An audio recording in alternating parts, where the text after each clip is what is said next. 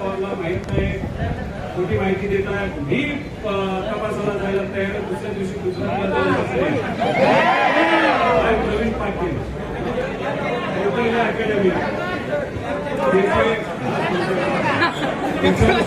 झाला असं मला कळतंय. आणि असे बरीच नाव आहेत, 7-8 त्यांच्यावर झाले, पण हा तपास थांबलाय, आणि संपला असं समजू नका. तपास चालू आहे. आम्ही जी नावं तुम्ही दिली, आपण दिलेली आहेत, ते नावामध्ये सुद्धा ते तिथं बघत आहेत. महत्वाचं काय की एक तर सीपी साहेबांचे मी आभार व्यक्त करतो, त्याच्याबरोबर PI योगेश देसाई यांचे आभार व्यक्त बघा, हे चांगले ते चांगले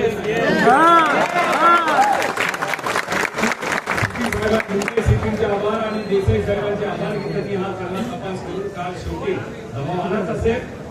दबाव येऊन सुद्धा त्यांनी पुढच्या बाजूने निर्णय घेतला, तपास योग्य दिशेने दिला, पण तपास तिथं संपलाय असं नाही. त्यामुळे हा तपास तिथं पुढे जाणार आहे. 30 वर्षापूर्वी 1997 मध्ये काय घडलं? करणी घोटाळा.